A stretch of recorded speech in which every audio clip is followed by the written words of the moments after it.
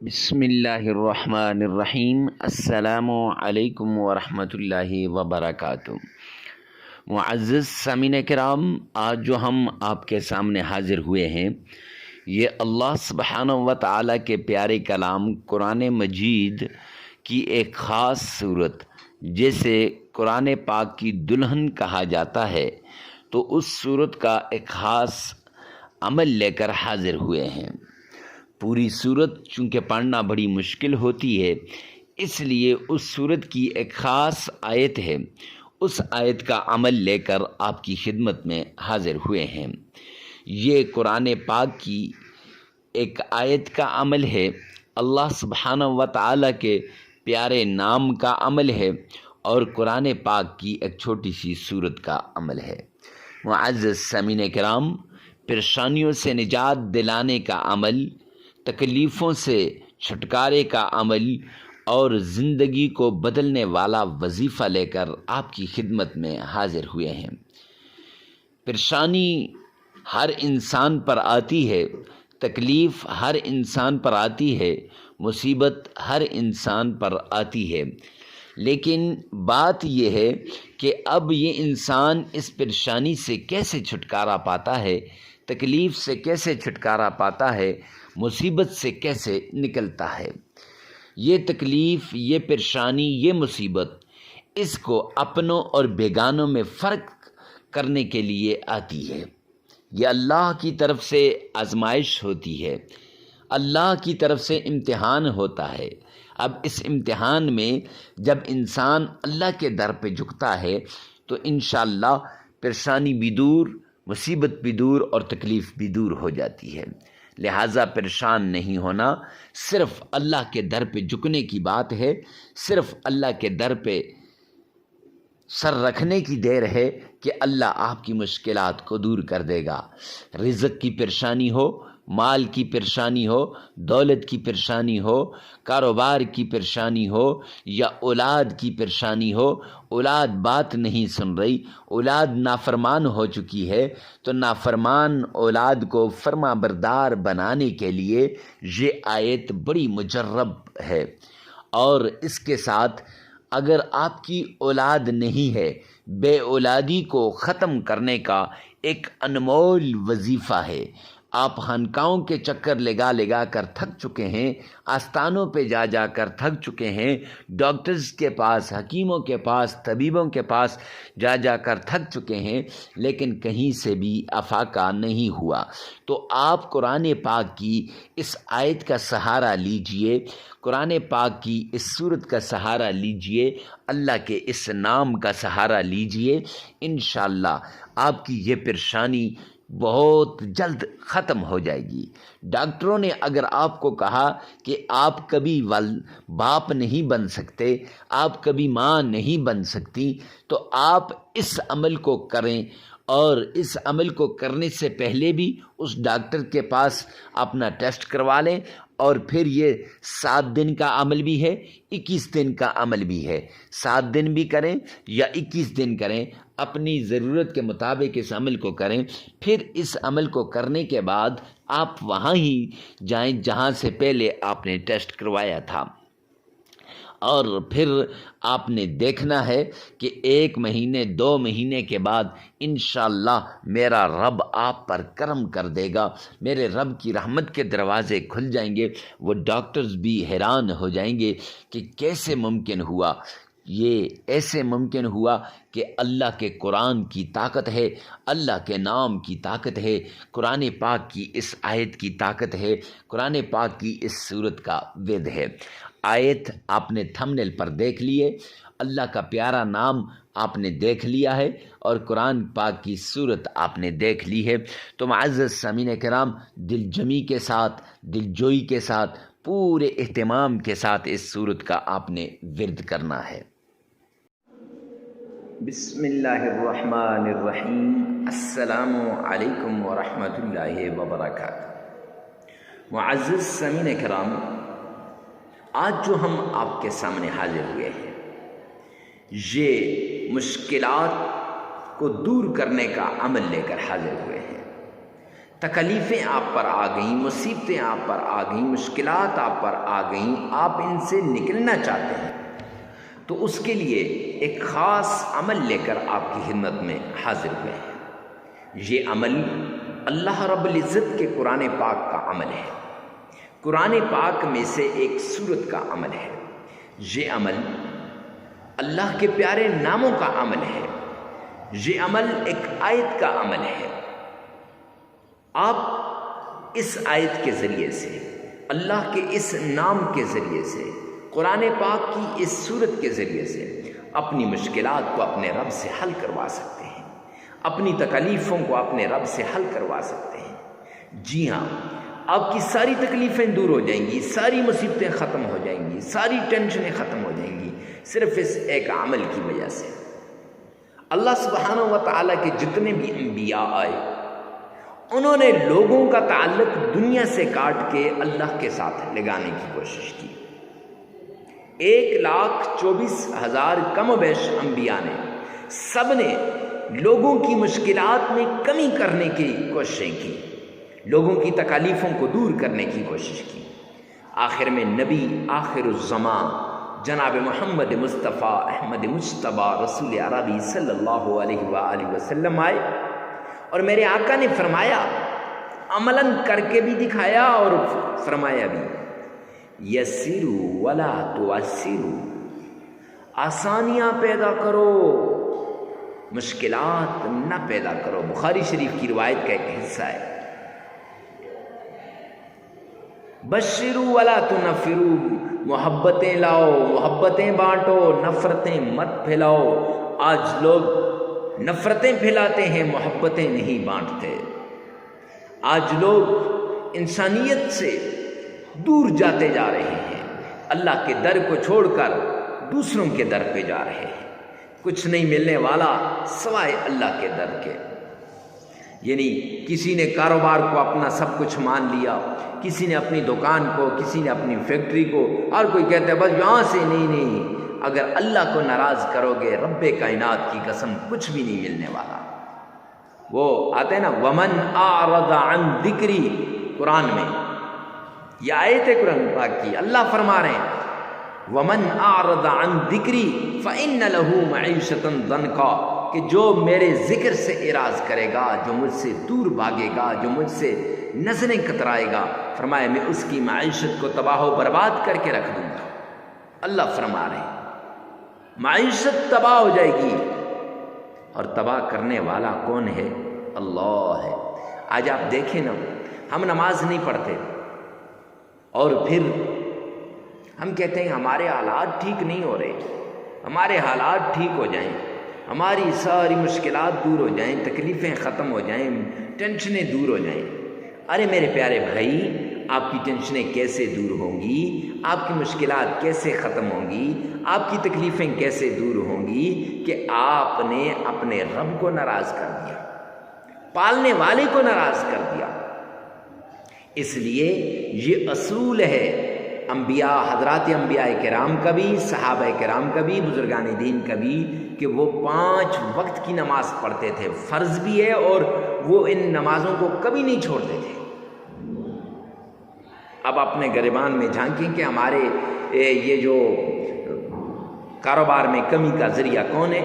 کیا ہے؟ اللہ نے تو اعلان کیا ہے کہ ومن اعرض عن ذکری فإن له معیشۃ ضنکا، کہ میں اس کی معیشت کو کیا کر دوں گا؟ تباہ و برباد کر دوں گا۔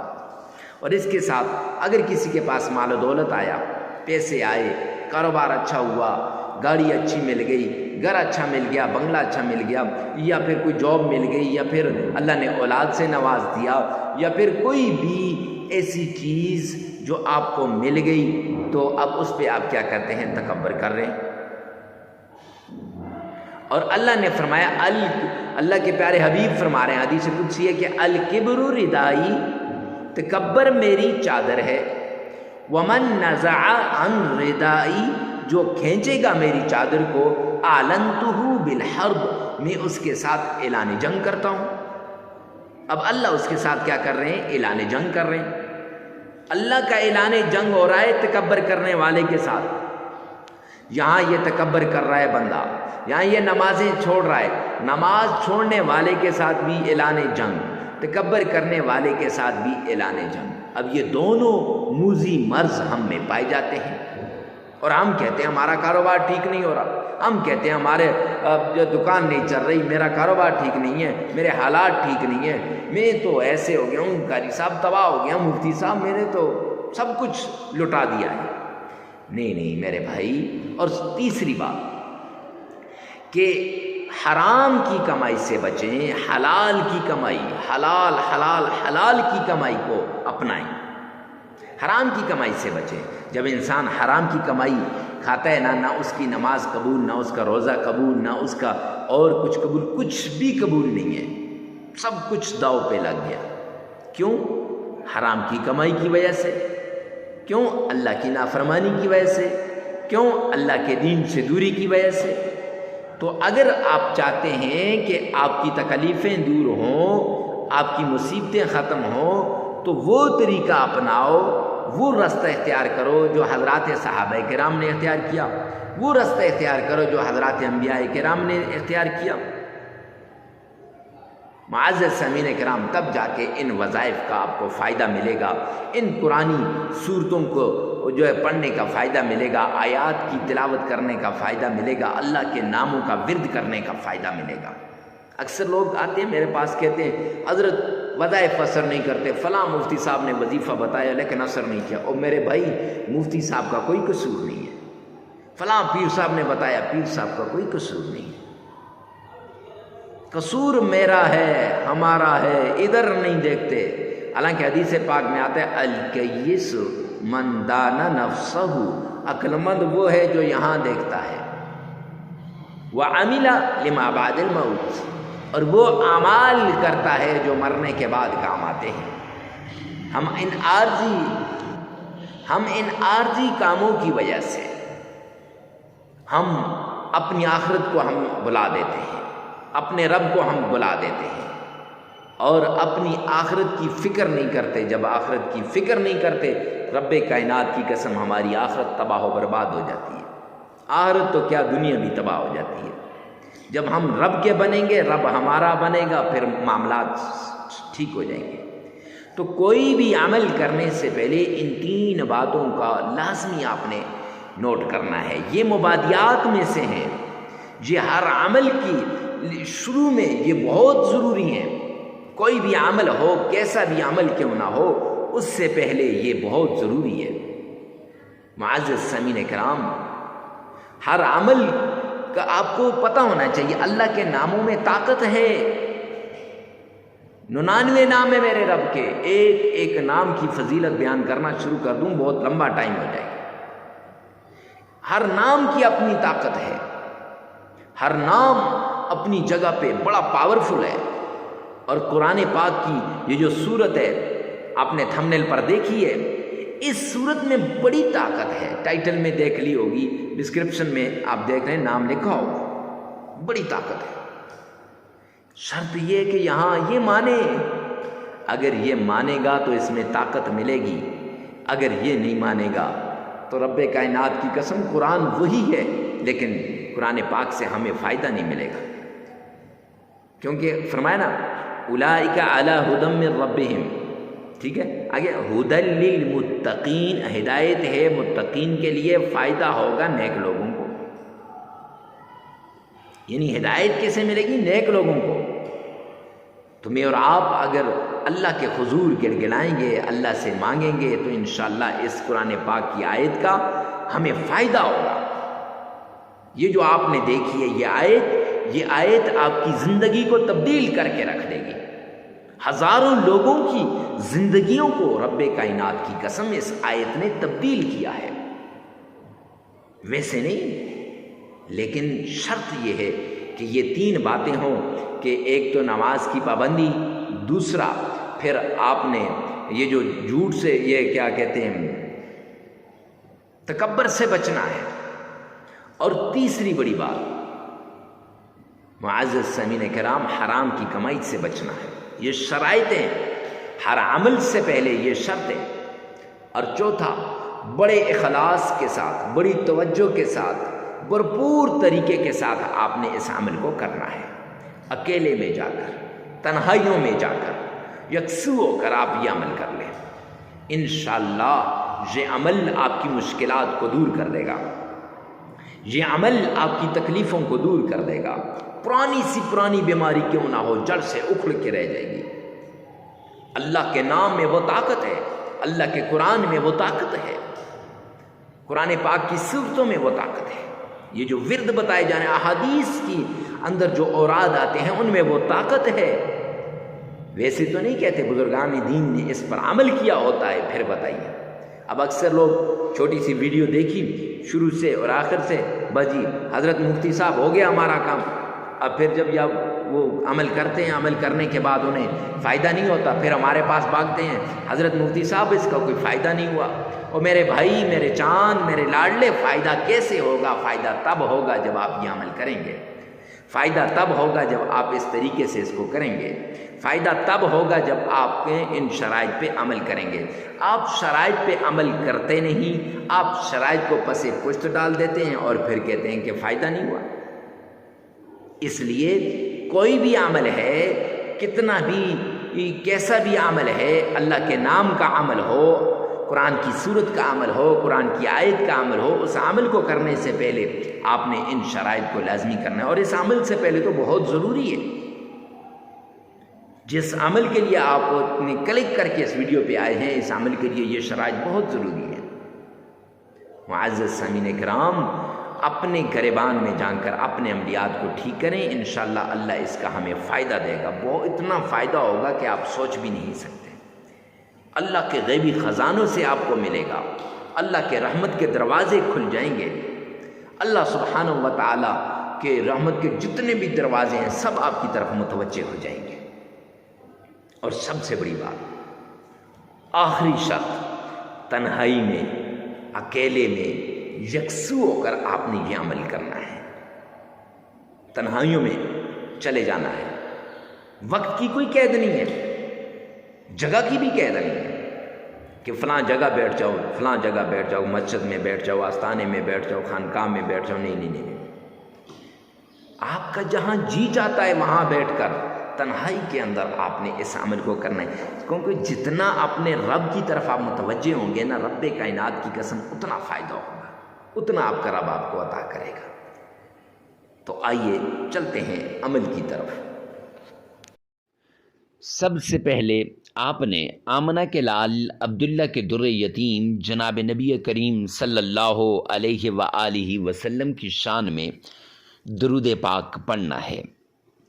آپ اگر بے اولادی کے لیے کر رہے ہیں کہ آپ کی اولاد نہیں ہے، آپ چاہتے ہیں کہ اولاد ہو جائے، یا پھر اولاد ہے لیکن اولاد نافرمان ہے، اس کے لیے کر رہے ہیں، یا آپ کاروبار کی ترقی کے لیے کر رہے ہیں، ایک بات یاد رکھنا، رزق، دولت، مال، عزت، شہرت، جس چیز کے لیے بھی آپ کر رہے ہیں، جب آپ یہ درود پاک پڑھیں گے تو آپ اپنی اس مصیبت کو، آپ اپنی اس تکلیف کو، آپ اپنی اس پریشانی کو ذہن میں لائیے اور ساتھ ہی درود پاک پڑھنا شروع کر دیجئے.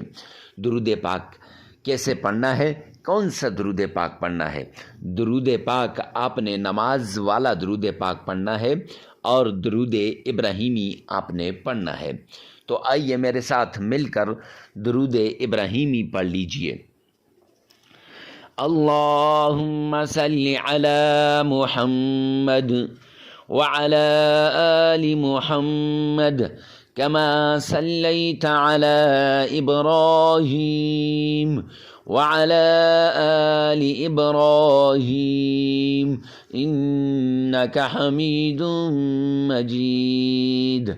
اللهم بارك على محمد وعلى آل محمد كما باركت على إبراهيم وعلى آل إبراهيم إنك حميد مجيد. معزز سامعین کرام، یہ درود پاک آپ نے 3 مرتبہ پڑھنا ہے۔ یہ نماز والا درود پاک ہے، یہ درود ابراہیمی ہے۔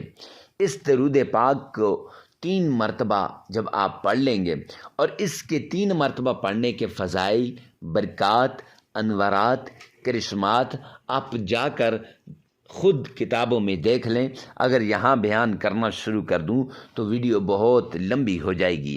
تو معزز سامعین کرام، 3 مرتبہ درود پاک پڑھنے کے بعد آپ نے اللہ کا یہ پیارا نام پڑھنا ہے، یا لطیف یا باریو، یا لطیف یا باریو، یا لطیف یا باریو، یا لطیف یا باریو 1001 بار آپ نے پڑھ لینے ہیں۔ پھر اس کے بعد قرآن پاک کی دلہن عروس القرآن جس سورت کو کہا جاتا ہے وہ ہے سورۃ الرحمن۔